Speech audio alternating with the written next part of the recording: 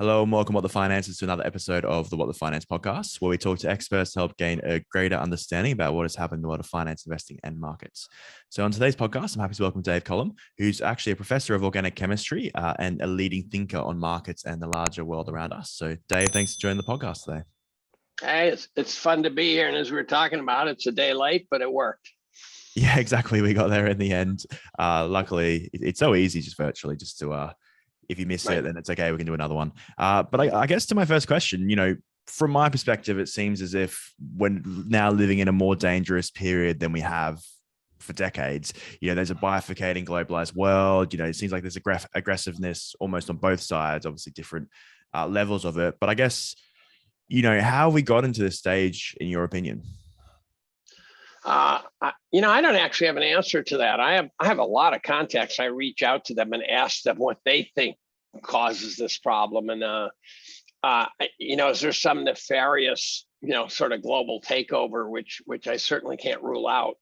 Our world leaders look like complete idiots. And I know that they've always been sort of lower on the IQ scale than we'd like, but now it seems like they're shoving people at us that are just incomprehensibly incompetent.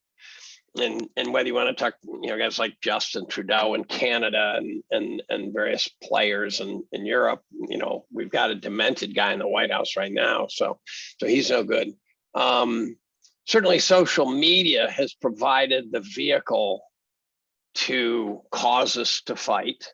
I read a book this year called The True Believer by Eric Hoffer. And it was written in 1953. And I'll tell you, when you read, it's short, it's easy, it's well worth the read. It talks about mass movements, and you can see it everywhere. Hoffer is writing about today. And so I actually do have this fear that we're heading for global authoritarianism. I think it's actually a serious issue. I wrote probably 150 pages on it last year, and it just seems like this unstoppable force. I used to argue that the internet was democracy's greatest hope and worst enemy. I worry the worst enemy part is one. Yeah. So you think we shouldn't really be worrying about maybe East versus West? We should just be worrying in general about potentially direction of where things are going. Right. Well, I at some level, I think that if you look at all the decisions being made, I think some incredibly stupid ones, look at what the guys in Europe are doing to make the lives of everyone miserable, right? So the Ruskies, they get in a little border war in the Baltics, which is, as far as I'm concerned, that's what it was. And next thing you know, the energy is being cut off, and Europe's boycotting the supplies that they desperately need from Russia. And so the whole thing just looks like every decision is precisely the wrong one. So I worry that it's all about, we should stop fighting each other and start, aim our guns up, not laterally, right? We should be calling upon our leaders to quit being idiots and stop fighting with each other. Yeah, it seems like, in the past, I guess you could say with Nixon, where there was obviously the USSR and China were together, and then he sort of came in and tried to push China more towards the West. It's almost like sometimes you just have to do the lesser of both evils to then from there really, do what's best, not just for the world, but for your own people as well. And it seems like that rhetoric's almost gone away. There's literally this hard line, and there's either you're with us or you're against us. It's like sort of no in between. And we've seen that, I guess, with Saudi Arabia, you could say, and other countries as well. I'm not sure if you feel like that's happening as well. Well, I'm writing about the Ukrainian war now. It's going to be a big honking chunk of writing. I am going to take the unpopular view that this war is not Putin's fault, and that it was, you can, within an error bar, put it 100% on NATO. That's, people say, oh, Putin attacked first. I was talking to a guy in the clergy the other day in a Zoom call, and there's some people, it's a COVID group actually, and he said, well, it's certainly Putin's fault he invaded, right? And I get so mad. I go, okay, so how many countries has the U.S. bombed, right? Is that really going to be the standard we're going to use here? And so I told this guy from the clergy, I said, here's the deal. Some guy's in my face. At the moment that I realize I'm not getting out of this one without a spat, my next move is to see if I can knock him into a coma. That's it. It's game over at that point. I have to take this guy down. And I think that's where NATO put Putin. And so I think we forced him into lashing out to do what he had to do. while he could do it. I'm not saying Putin's a good guy. I'm not saying he hasn't whacked people. What I'm saying is that NATO has repeatedly screwed Russia. NATO has repeatedly turned down opportunities to find a happy medium with Russia. We did not need Ukraine into NATO, and Putin did need Ukraine not to be in NATO. I've just no doubt about that. So what we should, it's sort of like, when the Soviet Union put missiles in Cuba, we said, you can't do that. You can't do that. And if they put missiles in Mexico, we would say you can't do that. But somehow Ukraine, we don't have a problem with that. If we do it up in World War III, it is NATO's fault. Period. In my opinion. Yeah, I guess if you think about why. By the way, I'm a Reagan Republican. I'm not some pinko commie dog. Well, maybe I am now, but I'm not a dove, although I'm getting pretty anti-war in my old age. We haven't had a war that was justifiable in a very long time, and you might be able to pretend the Gulf War was, but there's even dark underbelly to the Gulf War that is suspicious as hell looking. And so, yes, it's been a long time since we had a war that looks like a just war. Not that there's such a thing, but approximating money. So yeah, and I guess you could say that if NATO really didn't want a war, they could have disbanded in the 90s when the wall went down and actually integrated Russia more into that. So what happened, this is a lot of reading I've done, is after the wall came down and Germany was reuniting, which big Germany is always a little scary. And the Russians were particularly nervous, but also it was chaos. And so Russia agreed to dissolve the Warsaw Pact. And we said, okay, we won't push eastward on NATO. And then we reneged over and over and over and over and over. We just relentlessly, and we didn't just say, here's why we need these guys to be in NATO or two sovereign leaders. A guy named John Mearsheimer is the guy to watch. He's the most articulate on this debate. We didn't just, Mearsheimer says when sovereigns get together and talk, they don't lie. They lay the cards on the table. They lie to their people all day long, but they don't lie to each other. And we lied to Russia like crazy. And then when we'd promise them something, and then we'd renege, and it's all part of the written record. And so Putin reached a point where he said, look, these are no longer people I can negotiate with at all. And so, again, NATO's fault. What has been the most interesting thing that you've sort of read or discovered while doing this research? In your opinion? I unfortunately have come to the conclusion, for the longest time, I used to dig and find these things that didn't make sense to me. And I thought I was finding some little nugget of evil embedded in an otherwise normal world. And I think I have finally come to terms with, no, this is the world. It's just, so if you go back in history, Mao killed 20 million, Stalin killed 20 million, kings and queens and have massacred people, slaughtered their own people, and they've done all these awful things. Read Steven Pinker's book on the better angels among us. Humans have been awful the whole way. Popes who are evil dudes, right? Just everywhere. And somehow we think we've changed. What year did that happen? And the answer is it didn't. What we've got is a sort of facade. The U.S., for example, does not support democracy. It flat out does not. You look at everything we do. When we're given an opportunity, we put a banana republic dictator in power and we control that guy. We've never supported democracy. We've overturned dozens of democratically elected leaders because we didn't like them. So a book called Overthrow talks about that. That goes through 13 case studies of overthrown democratic leaders by the U.S. So you can't control a democracy. And there's anyone who doubts the U.S. is trying to control the various countries around the world, you got to get a CT scan. You've got lower brain function. Yeah, definitely. It's scary to think. So how do you see this conflict ending? Is that something on your radar, or you're not sure? Well, the guys I've been talking with, which include guys like John Mearsheimer, I think the only relatively painless way out of this if Russia wins, if Russia gets those 4 provinces along the eastern edge, which is what I think they most cared about right from the start. And I don't think Russia, everyone thinks Putin's trying to reassemble the Soviet Union. I don't think that's true. The most famous quote is Putin saying the most catastrophic thing was when the Soviet Union disbanded. And it sounds like, therefore, he's saying I'm a Soviet Union guy from head to toe. What those quotes invariably forget to mention is that what he said right after that is, he said, because of what it did is released a whole bunch of people who are aimless and directionless. And so the analogy would be as if the United States broke into 50 states. The chaos would be unmeasurable. And for a future leader to say the biggest mistake was to just let the whole thing bust apart, that's a completely rational view of the world right there.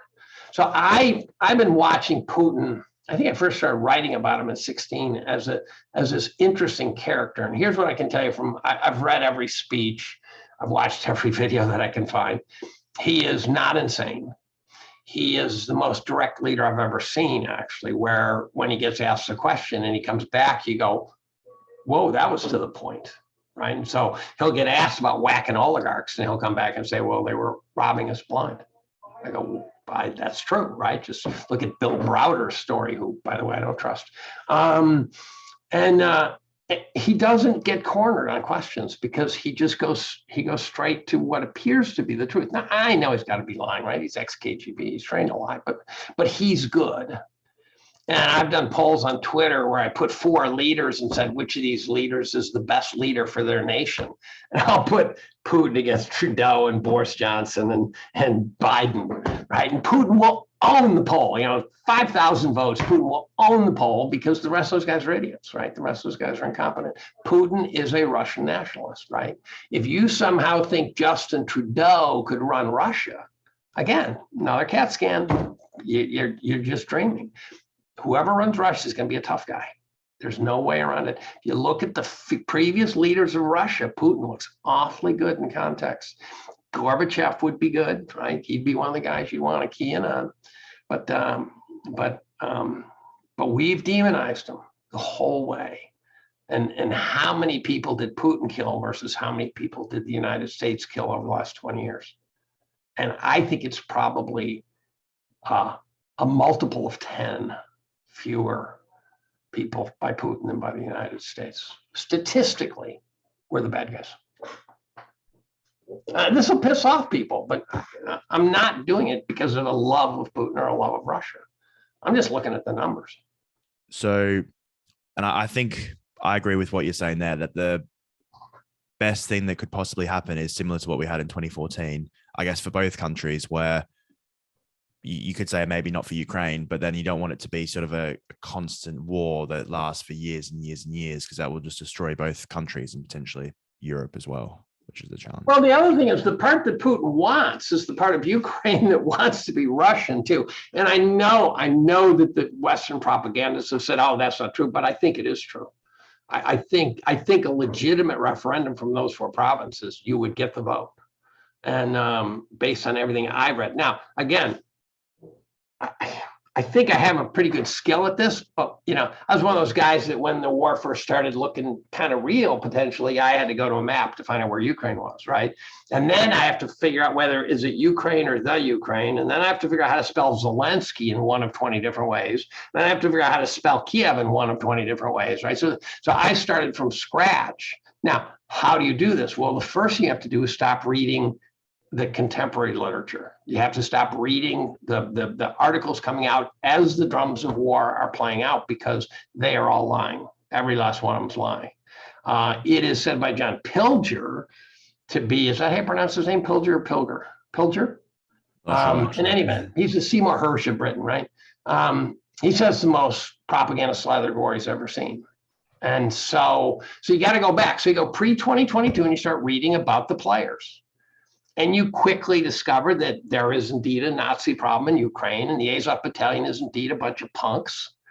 And that if you ask, what city got beaten up the most, right? I think it was Mariupol, right? They really got the crap. And this Azovstal steel mill, where it's supposedly these Ukrainian nationalists were protecting civilians. Well, in fact, I believe what was happening is that the Azov Battalion Nazis were using Ukrainians as human shields.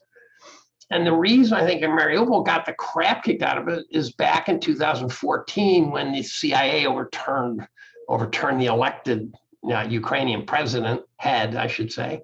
The Azov guys went into Mariupol, set up headquarters. So I think Putin scampered his way down to Mariupol, circled the place, and to put it bluntly, he scrubbed it. I think he exterminated the Azov battalion. And I don't know if he got them all, but I think it was those guys are not happy campers now, is my guess. They're not living in some federal prison up in Russia being fed caviar. And yeah, do you think though? So in my opinion, if you look at post 2014, really what I saw the issue was that Ukraine went more to the west, and you could say that was because of they were invaded, but at the same time, maybe there was a Russian population based in Ukraine that was actually taken out of the voting, population. So you could say if they were to get what they wanted and get the 4 other states, that could almost have the same effect on steroids, where it's basically a hostile country now with little support. Well, I don't know the outcome. What I'm pretty sure is true, though, that pre-war, the what we'll call the Russian nationalists. I don't know what to call Russian Ukrainians, right? What are they? We'll call them the Russian nationalists. I think they're getting the crap kicked out of themselves, right? So the they're not even neo-Nazis. They're actually Nazis left over from World War I, II.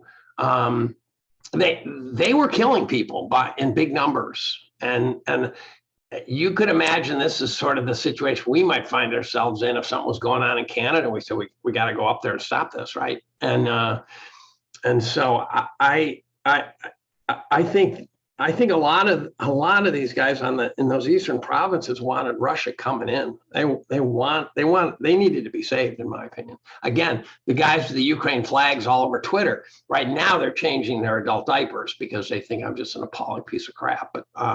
But I have done as much homework as a person can do, starting from scratch, and trying to understand the story and assuming that everyone's lying and trying to figure out where the truth lies in between the two. And there are probably a dozen people who, in my opinion, are trying to get it right out there. And then the rest is just pure propaganda. Yeah, it's definitely very hard to know what's right and what's wrong. So you even have a sense of who's winning the war? No, because if you think like we've heard a lot about Ukraine and they have pushed back a little bit, but then you look at the map and not much. I think in the north it's moved, but where Kirsten has, it hasn't really moved at all. So I'm unsure personally. Well, so here's the funny part. So the first thing I sort of stumbled upon by going pre-2022, as I started stumbling upon in contemporary videos that seem to be trying to get it right. As you run into Scott Ritter, who's the guy who said there were no weapons of mass destruction in Iraq, got holy hell for that and turned out to be right. Ritter is a polarizing looking character, but I don't think he's lying intentionally, at least. And he said early on, he says, the Russians are not going to do urban warfare. They are going to sucker the goddamn Ukrainian troops into the cities to protect the cities. And then they're going to back around, go around the city and go to where they really want to get to. And then it started playing out exactly like that. In fact, the beginning of the war, you couldn't even tell that it was almost humorous where the State Department was saying there's going to be a war. The Ukrainians were saying, could you provide us evidence? The Russians are going to attack. And then you got the Russians who are humorously saying, could you tell us what they were supposed to attack? And so there was this comic quality about it. And then the war starts. I drove my wife nuts because I kept saying, Candace, this doesn't look like a war to me. Now, it does now, for the record, but I said, it doesn't look like a war to me. She said, of course it's a war. I go, no, go watch Saving Private Ryan. Go watch the way we bombed the hell out of Baghdad. That's a war. And what you'd see is, first of all, you'd see a lot of human interest stories. Some grandmother with a gun squealing about something for which there was no content. You'd see burned out cars that looked like Detroit, Michigan. You'd see buildings that part of it had been blown away. And you're going, but Putin could take out 6 city blocks. And there's a corner of a building missing, right? You'd see explosions so far away, you have no idea what they blew up. And you just couldn't get anything that said, there's the war. There's the brutality you'd expect to see out of the war. It eventually picked up because we fed so much weaponry into Ukraine that now the killing really got in earnest. Now, when Zelensky says we're going to fight to the last Ukrainian, he's saying we're on a suicide mission. That's irrational. Then the other day, he signed some referendum that says they will not negotiate with Putin, period. You never say that. We would never even say we won't negotiate with Hitler, because that's the only way you get out of a war, right? We negotiated with Saddam. You negotiate with the other team. You know, the one time we didn't in World War I, the Austrians tried to surrender to us, and Woodrow Wilson wouldn't take it. And the reason is because the industrial military complex was getting filthy rich. You go, oh, Woodrow, you are my least favorite president now. And so there were just things at the beginning that just didn't smell right. And there were pictures of Russian soldiers talking to Ukrainian people. And then the question I like to, so stories like that. The missile that hit the train station killed 50 people, and it turns out the first thing I noticed is the missile looked intact. I go, this is a fake missile. And then I posted that, and someone comes along and says, no, it's a 2-stage missile. And that's stage 1, it drops off, and then stage 2 hit the train station. And then someone else says, well, you can actually track where the missile came from because it's not guided. So you can get the distance of the 2 pieces. You can project to where it came from. And it turns out that it came from the dead center of Ukrainian occupied territory. So you go, okay, that story just kind of fell apart. And you got the slaughter in Bucha, where the Ukrainians go into Bucha, and 2 or 3 days later, they start finding dead bodies. Not that they didn't walk into carnage. This is not like emptying a concentration camp. They found dead bodies along the side of the road in the most suspiciously staged looking pile of dead bodies. And so so I think Zelensky is a world-class liar. I mean, a truly profound liar. Now, if he is in a battle for existence, if it's an existential battle, you do what you got to do. But his background is shady. I mean, he's a Ukrainian. What else, right? Ukraine is considered the most corrupt country in the world. But I think the evidence points to a much deeper, darker shadiness of this guy. And so I'm trying to piece it together now, trying to figure out what a narrative is, just to push back against the sanctimony industrial complex. Ones who say Russia attacked, therefore they're evil. It's just not that simple. If you think it's that simple, stop reading. You're too stupid. It's a border war in the Baltics. Nothing about it is simple. Could you say that one thing we have learned is that the Russian military complex, or that the fact that Russia was a powerful military state, that was probably false? That there was this pretense that they are powerful, but doesn't seem like it. I don't know. They didn't bring first of all, they didn't bring enough troops, supposedly, according to guys like a guy named Colonel Doug McGregor, who talks about this, and a guy named Colonel Richard, not Scott, someone Black. And they talk about this, and they say they didn't bring the troops to occupy Ukraine. So this was not an attempt to occupy a country. Ukraine's huge. That'd be like if we sent 50,000 troops to occupy Canada. That just doesn't make sense. So they were looking to achieve something. And we, in theory, could find out what they wanted to achieve if our media didn't completely black out the Russian story, right? If they let the Russian story get out and let us process it, you want, critique it, whatever, but we shut it down. By the way, Zelensky shut down his political opponents inside Ukraine as soon as he got control of the thing. So Zelensky shut down the media too. And so again, you want to know who's lying? Those are the guys who are forcing censorship. So I'm unsympathetic to the, I'm sympathetic to the Ukrainian people who are going to pay dearly. But I'm unsympathetic to those who always find a cause to get weepy-eyed over and are not thinking. I think that's the sanctimony industrial complex right there. And they're the ones, excuse me, I'm only going to piss off some more. They're the ones who are out there trying to save the world from climate change, gluing themselves to paintings in the Louvre and things like that. They're just thoughtless people, back to the true believer, Eric Hoffer. They're fanatics in a movement, and they feel better about themselves by being part of a big movement, and they're not thinking. I agree that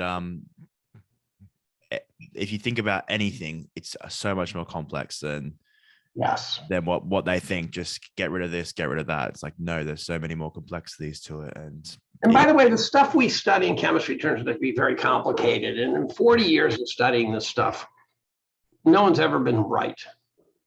So we'll get in, sometimes we'll say, well, they actually got this part wrong or they got that part wrong. Sometimes you get in and you'll say, not only was it wrong, but the thought process was so cockeyed stupid when you actually pull it apart and say, that defies the laws of physics, that thinking. But it sounded good. And for 40 years, I've been saying, here's the model everyone accepts. It's not even close. And so I have no trouble imagining that when the scientists who have huge SAT scores somehow can't get it right, trying to get it right, then what is someone who's not even trying to get a geopolitical issue right going to do? Right? It's impossible to imagine. Yeah, definitely. So if we sort of go over to China and Xi Jinping, and we've obviously had a quite interesting week in terms of the Congress and how he's basically taking control of power. I'm sure you've seen that video where he sort of, the old leader was escorted out. So it's basically, he is the only man in town. What's your opinion sort of on what's happening there? Well, it could be something as simple as he sent out a text message saying, I'm feeling sick, and some guy came along and helped him out. It did have this creepy look that the analogy I thought of immediately, a much smaller scale, was when Saddam called together his entire leadership and started naming names. They started getting hauled out. You knew those guys were gone, right? And he was basically decimating his leadership in the literal sense, taking out 10% of it and scaring the crap out of the 9. You can see the guy sweating and stuff. So Xi Jinping, it looked like a power play of some kind to me. I can't profess to understand what's happening there. About 2 or 3 years ago, I said, okay, everything is somehow stemming from China. I don't know how, but China is the Rosetta Stone. If you can understand China, stupidly forgetting that no one is ever going to understand China. And so I set out to understand China, read a bunch of books on China stuff, and I don't understand anything. What you will notice is that this year, which is a turbulent year, besides that one video, there's nothing. It's crickets. The big story was China shut down due to COVID, zero tolerance of COVID. And you go, okay, well, first of all, you should right away say, well, weren't they the first to open up? Do you really, does that make sense? The second thing you should say is, do you really think China cares about saving some of its citizens? And I'm not trying to be xenophobic. It's just China's got what, 1.4 billion or something. And they've got concentration camps with so many guys who are going to die. And so then on top of that, you find out that they went zero tolerance and locked down 370 million people. And what got announced is that 4 people had died from COVID. You go, China shut down 370 million for 4 people? You have got to have had a better story than that, right? So simple model is that China intentionally shut down its industrial base and the supply chain again, to wreak havoc on somebody for some reason, possibly having to do with, we're already, I just talked to a trucker this morning from Airgas. I asked him if they couldn't get neon, which comes from Russia. It turns out critical to supply chip production. He said, oh yeah, that's really hard. But he says, nothing, we're having trouble sourcing everything. So he said that basically the system's still very broken. And the truckers know, they do know. And so if Xi Jinping sees the ability to inflict real pain at the right moment, right, all of a sudden his opponent is down, we'll go zero tolerance COVID, and we will really squash him like a bug.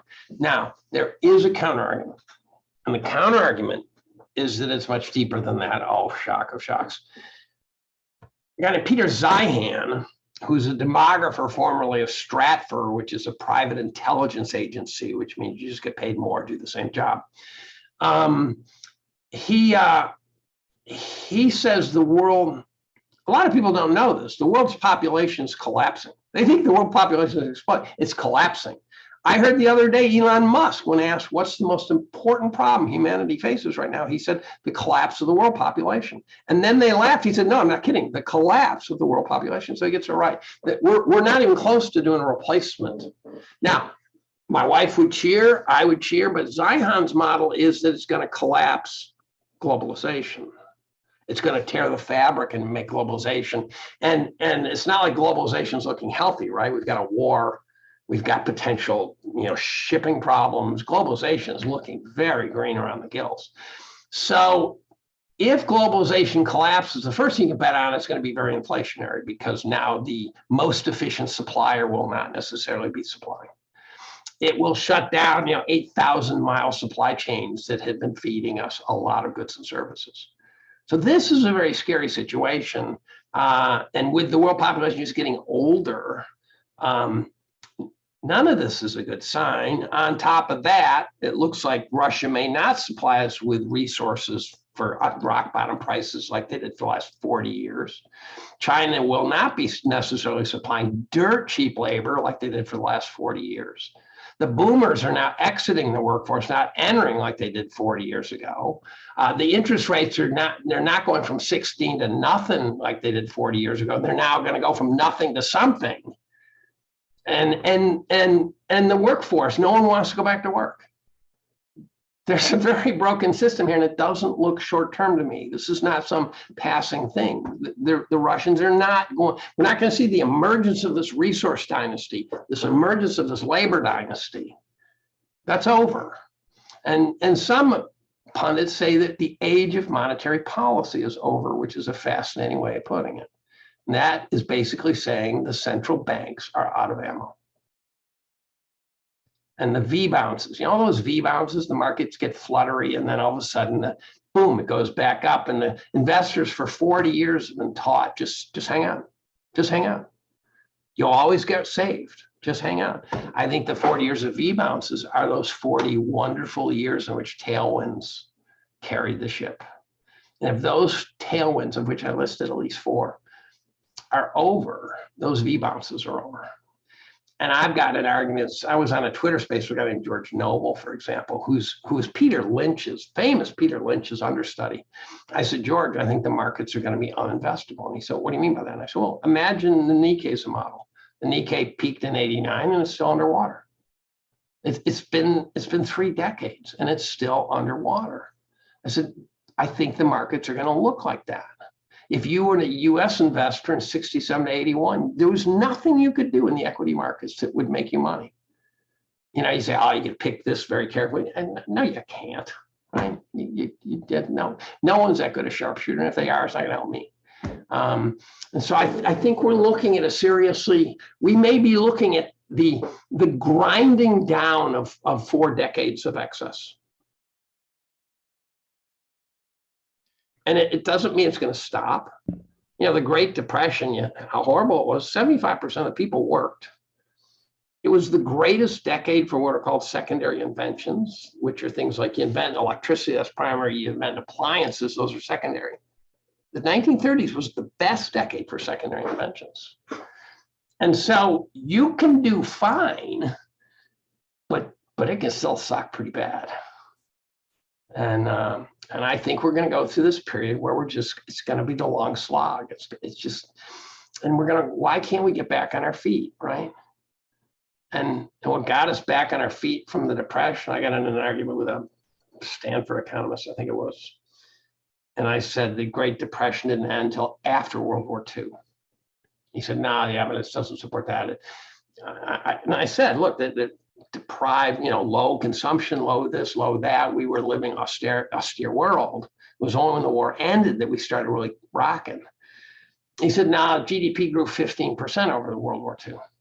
And then I spent many years pondering that argument that I had. And then I finally went at him last year, 2 years ago, and said the GDP during World War II were highly depreciating weapons.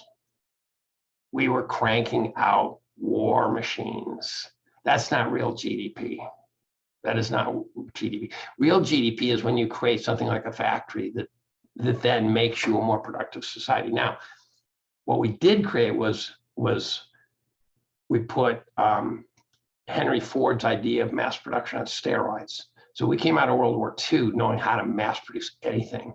We came out of World War II with your region of the world bombed to holy hell and us still on our feet. So we got out of our post-war mess by controlling 80% of the world GDP. So life was pretty good for Americans. And we had agriculture, we had tremendous natural resources, we had oil, we had a boomer demographic about to show up 20 years later. It was a good time for us. And I think we're still okay, but the expectations are still way too high. Sorry to be a doomer. Yeah. So do you think we would go to, say, maybe more of a sort of value investing type world where it's more about, I guess, cash flow returns, etc.? Yes and no. So yes, to the extent that Facebook just went down 20%. You saw that, right? Yeah. Facebook is a piece of crap, right? What about Facebook makes our lives better, right? Facebook is not General Motors. It's not Alcoa. It's not General Electric. It's not none of those things. Although General Electric's not General Electric either now. But and Twitter and Netflix. Netflix is a poor man's HBO. It's a load of crap. And Google's great at what it does, boy, pioneering. And Amazon, I will make the Amazon's done a great job, but a more pioneering version of Amazon was the Sears Roebuck catalog. Sears Roebuck took sales to a national, international level by putting out the catalog. That was the Amazon prototype right there. And they allowed people anywhere in the country to order goods and services from the catalog. So they didn't have to go to the country store and buy barrels of flour. They could buy prefab houses and parts for their cars and things like that. So I think we are going to go back to, we have to have the wake-up call that says you have to create wealth. And wealth might be defined differently now, but it can't be bullshit. Right? It can't be someone, why did we put Salesforce.com in the Dow? We took out Exxon. So by the way, in 2020, I moved into energy stepwise. When they took Exxon out of the Dow, I said, okay, that's a bottom call right there. That's so stupid. They replaced with Salesforce.com. And then Jesse Felder told me, he said that, the S&P it used to be 16% energy, is now 2%. I go, oh, another bottom call right there. You tell me that the thing that fuels modern civilization, the source of the enthalpy that brings order to disorder, that's 2% of the S&P? That's nuts. And so I started going into energy, and so far it's worked out. Now, here's the counter argument to that, and that is, if we get a bad secular bear market, what John Hussman has shown us is that if you take the 10 deciles of valuation, you will find that all 10 deciles drop pretty badly. So I think the real buying opportunity is going to be, and I'm going into energy now because I got to get started. I can't just wait, hoping that I'll be able to pick some bottom. So I've got to get started. I'm going into uranium and miners and stuff like that. But the real opportunity, if you want to say the buy of a lifetime, will be if we end up with some layman baloney moment. By the way, Credit Suisse looks like it's swirling the drain right now. Credit Suisse is down 16% today, and it's already denying that it has a problem, which means it's probably got a month left to live. And that's just the beginning. When you have a real secular problem, banks start failing, companies start failing, bodies start floating to the surface, bones are breaking, teeth are flying. That's what a real broken market looks like after years of monetary excess, years of constant growth of corporate debt. Corporate debt to buy back shares to pump the share prices, right? That's just the markets are about 100% overvalued right now, based on 25 metrics, about 100% overvalued. We got to wring that all out. Now, the energy stocks will probably get hurt, but stocks like ExxonMobil, Chevron stuff, they're still okay. And I'm starting to buy them. I own things like Rio Tinto, which mines metals from all over the world. It's got no debt. It's got a good dividend. And so I'll say, look, I think it'll go down, but I'm starting to take positions in these various companies. And I think I'll get hurt a little bit en route. But I maybe this is the absolute top because even Dave is buying now. Maybe, but it's still only, let me do a little math.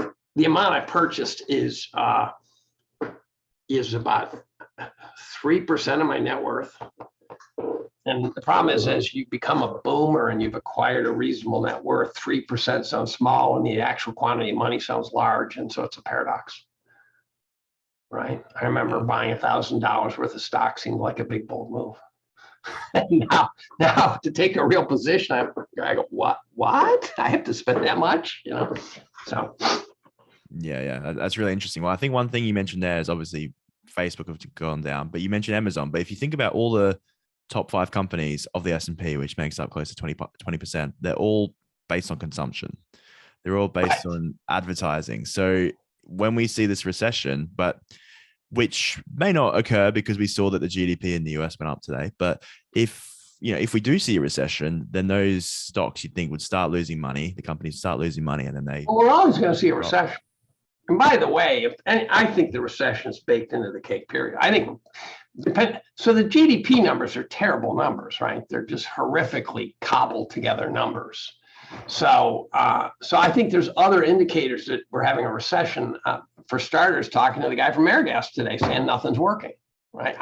How is that not a recessionary behavior right there? I wrote a chunk not too long ago on something on stagflation. And when I was a kid, they said stagflation couldn't exist. And then it showed up and we got to invent a new word for it, right? So this was a big shock to my parents' generation, apparently. And I'm sitting there going, okay, let me see if I got this right. You're saying that when inflation arrives and people can buy less with the same amount of money, that's not stagnating? Of course, stagflation. How is inflationary not stagnating? The question I'd like to pose, if you got listeners, my email is publicly available. Boy, I think everyone in the world emails me too.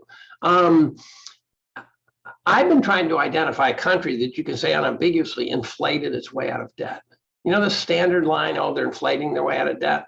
Name one. Make the case. And it turns out that, I had very smart guys say, Weimar Germany. I go, no, they did not. Weimar Germany, we went into World War II because they couldn't inflate away their debt. They humped their populace, but their sovereign debt was sticky as can be because it was in gold. People say Argentina. I go, no, they defaulted 6 times in a century. So where has someone inflated away debt without a default? Which inflation is a kind of a default, but I mean the real kind of default where they just say, screw it, we're out of here. And someone said Canada in 1985 to 95, somewhere in that zone. And I went and looked it up, and Canada did bring their debt load down, but I looked at the inflation rate, it wasn't that big. And then you start reading articles, and it was austerity. Canada got their economy together, they lived kind of austerely, and they dealt with their debt. So then you say United States post-World War II, it turns out. Interest rates got negative, real rates got negative 14% after World War II. We hammered the bondholders like there was no tomorrow. So in that sense, we inflated away our debt. But we had 80% of global GDP. So I don't know how you untangle all that. So you can say inflation somehow contributed, but could we have done that if we had 20% of global GDP? I bet not. So we also had the global reserve currency. So it's the only version of that. So this idea that we can inflate away debt, every time you look up, you go, okay, we've got the inflation, but the debt's growing even faster. Where's the going away part of this story? Yeah, as you said, it either requires austerity or growth faster than the inflation, which we're not seeing. That's right. That's right. Your debt has to be growing slower than the inflation rate, right? You somehow got to make up your debt to GDP to the you trusted has got to be shrinking, and it's not yet. So, and all the people who squealed, how many people have you heard squeal about how the inflation will be great because then their mortgage will be basically driven to zero? And I don't hear those squeals anymore because they didn't realize that, oh, by the way, everything else in your world's going to go up except your salary. And your mortgage is still the same size. Your salary's not keeping up with all the inflation, and you can't even pay your utility bills. Where's that wonderful inflationary removal of your mortgage? How's that fitting into your worldview now? And right now, it's not looking very good. Yeah.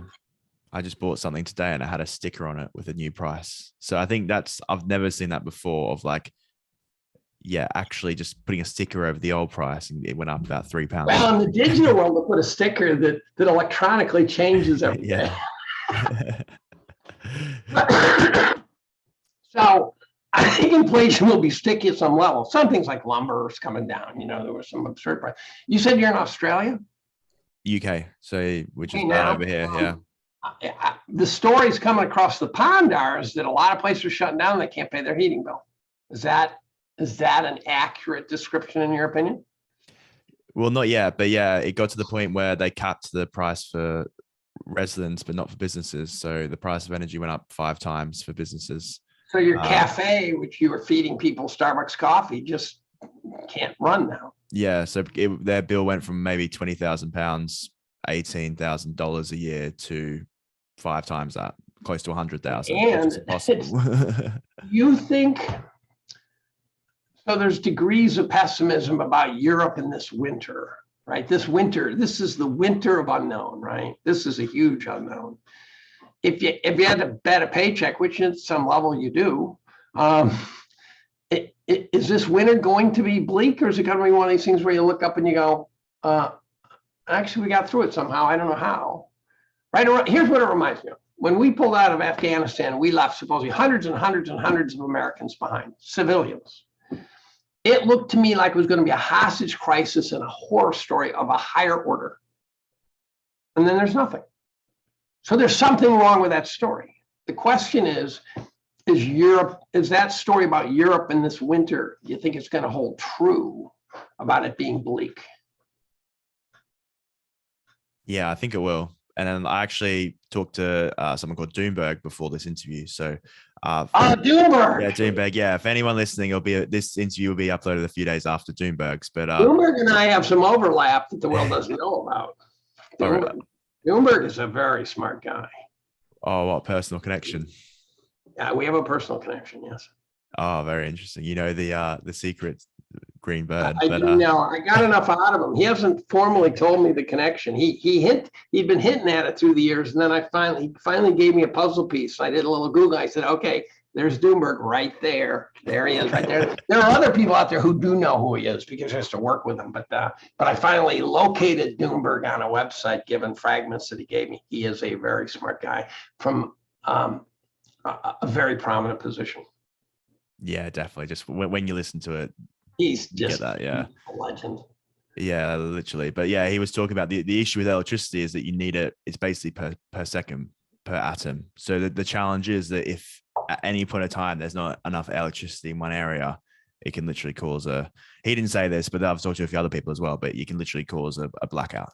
And the concerning part is if there's not enough electricity throughout the whole grid in Europe, that's where that happens. And if you Australia, you talked about Australia before the thing started. Australia has got I'm told, although again, I've learned to believe stuff, but not believe that I'm really correct. How's that? But I've heard that Australia's got a pretty unstable grid now because they shut down all the fossil fuel plants and went to alternative energies, and the grid, that destabilizes the grid. And it's not just because weather turns on and off, but there's a frequency instability. There's the cloud goes overhead instability, right? There's just not just cloudy day, but just a cloud goes overhead, and all of a sudden the power just fluctuates. And it's a very technically tricky thing. And apparently a bunch of catastrophes in Australia have occurred because they went unsupported into this alternative energy world. Well, the issue is the grid. So say, I'm not sure if you've seen, and we talked about this on the podcast, Doomberg's picture where he looks at the pipelines in terms of gas pipelines. And if you look at Texas, it's a massive web. If you look at most of sort of the Central America, it's massive web. You can hardly see any land. There's so many pipelines. Same with Pennsylvania. But then if you go up to sort of Boston or New England, I think there's hardly any, which is the issue. So there's these bottlenecks, and if anything happens there, or if there's any issues, that's where the catastrophe happens. So it's more about security, which is what we've been hearing more about, rather than actually if you have enough. And it's those bottlenecks which can be the real issue. Right. And it feels like the leaders of the world are making decisions that could not possibly be worse in terms of stabilizing this effect. And then you go, well, what does that mean? Well, I'm a conspiracy theorist, right? I believe men and women of wealth and power conspire. And as I've said in social media, if you don't, you're what's called an idiot. But you get all these world leaders who are all using the phrase build back better, which means there is some global collusion going on. And the question is, are they a bunch of guys who are trying to keep the globe from spinning off its axis? Or they are a bunch of guys who are trying to commandeer even more wealth and power? And I'm still up in the air on that, but the COVID response looks like it was a lot of evil in it, not just ignorance. It looks like it was decidedly engineered to do bad things to me. I'm in a doctor Zoom group that's had every imaginable COVID person go through the group at one time or another. This Tuesday, we talked to this MEP, Christine Anderson, the woman who got the Pfizer vice president to admit that they had not a clue about preventing transmission, which we all knew, but she said it. Finally, the woman said it. And we've had, Bobby Kennedy and Scott Alice and all the McCulloughs and Malones, the whole enchilada, Reinholds, everyone imaginable. Sunday, we're going to get Archbishop Vigano from the Vatican, who's been out there spewing some really hateful comments about the New World Order. So it's going to be an interesting Zoom call on Sunday. And so it seems like there's something going on in the globe that is just not understandable to us. So I'm deep enough into the onion to know that it smells, but I have no idea where the layer of the onion is that's correct. I just know that something's not right and it's badly wrong. And I'd like the answer key. I'd love to have someone say, okay, Dave, here's what you're smelling, but here's what's actually happening. I go, oh, I didn't think about that. Yeah, that'd be really well. If I join you in that conspiracy theory thinking, I feel like when you talk about the Great Reset, or even there's this thing about you will own nothing and you will love it. And that's one thing that concerns me when they say there's a worse one. What? There's a worse one. They said there's no reason why life has to be meaningful. Yeah. Oh my God, you just said that. Yeah. Oh my God. That's the purpose of it, right? That's why we're here. The human, you can say we're here to breed, but okay, we got that part. But the rest, we're trying to make life meaningful. And they're saying, no, you shouldn't. Yeah. That's a problem. Which is challenging. So, Dave, thank you so much for your time today. I really appreciate it. I guess my last question is, what is one message you'd like people to take away from our conversation?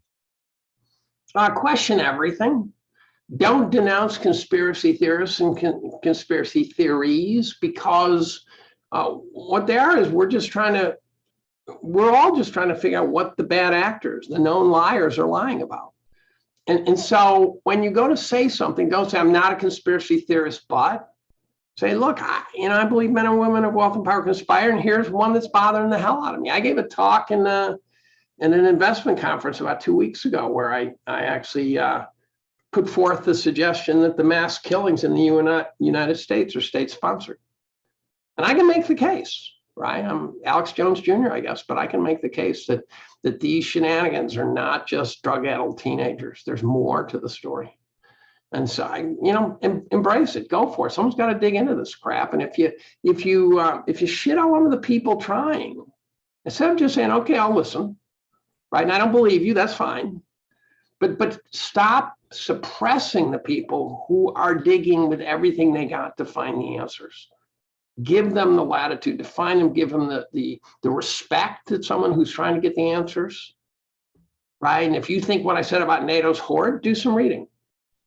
Challenge it, go read, but read about NATO, read about the Minsk agreement, read about the encroachment of NATO. Go prove yourself right or prove yourself wrong, but don't pick on me because you disagree. Listen to other people's opinions that you don't agree with. Yeah, and you can still call me an idiot. But by the way, the other thing I like my Zoom group has an NSA guy in it. It's an interesting group. And one time I asked him who the they is. They're talking about a they on some topic. He said, I don't like to name names because as soon as I name a name, I say, okay, Bill Gates is doing it, right? You get to say, okay, we've got our answer. My worker is done. What's for dinner?